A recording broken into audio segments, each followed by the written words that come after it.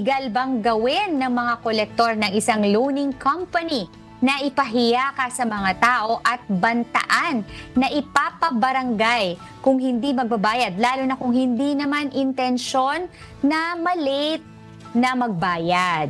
Ayan, legal ba daw na ipahiya? Siyempre kahit nasa anong bagay naman, hindi naman talagang kahit kailan naging tama magpahiya ng tao, di ba, Attorney M? Agree, oo. Siguro the way na you say it, 'di ba? Pwede kasing baka magkaroon ka na ng pananagutan sa batas kung talagang ipapahiya mo o sisiraan mo na yung tao dahil lamang siya ay may pagkakautang sa iyo.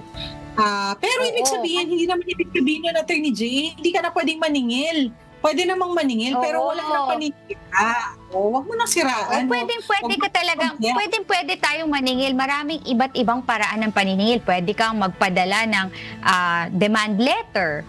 Either ikaw mismo sumulat sa kanya naniningil, or pwede kang through your lawyers, magpadala ka ng demand letter kasi sinisingil mo na sobra na yung period na binigay mo sa kanyang palugit para magbayad siya ng utang. Kaya lang, hindi mo pwedeng ipahiya kahit pa merong pagkakautang sa iyo yung taong yan. At kahit pa ikaw ay isang loaning company, kasi maaari kang makasuhan under sa pag-violate mo ng Data Privacy Act or Republic Act 10173. Kasi isa din to sa mga pinagbabawal ng batas na yan, yung publicly exposing a person's debt or financial information without their consent.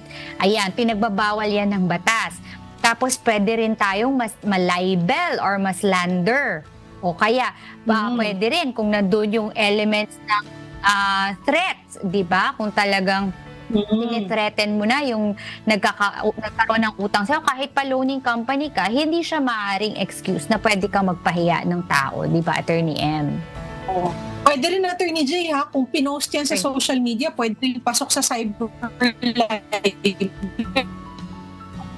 Kung sinira-siraan mo na, talagang inaway sa social media, no? So, pwede yan na mag-cyber libel. Oo.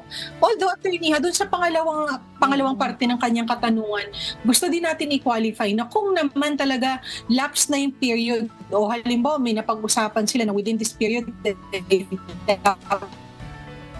na siya ay hindi nakapagbayad, talaga namang kung halimbawa they live within the same barangay, pwede naman po talaga siyang ipatawag sa barangay kung talaga namang hindi nakapagbayad ng utang. Kasi hindi na po kayo kailangan singilin kung alam niyo kung kailan ang due date. Si Judith, di ba? Si Judith, Attorney Jay, ayan, si kung alam mo na yung due date, ang kinakatakutan ng lahat, di ba?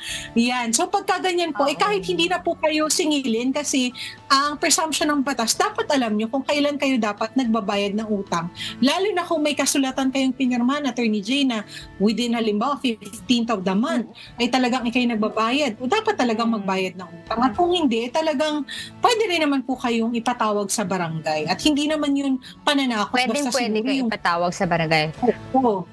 Yes, at hindi yun pagpapahiya, ha? It's just a matter of procedure na talagang isa yun, di ba? Requirement yun ng batas kapag meron kang civil case na ipa-file, di ba, Attorney M? Usually, pinapabarangay muna natin yung tao, yung nirereklamo natin. So, requirement siya. Hindi siya makakwalify as pagpapahiya.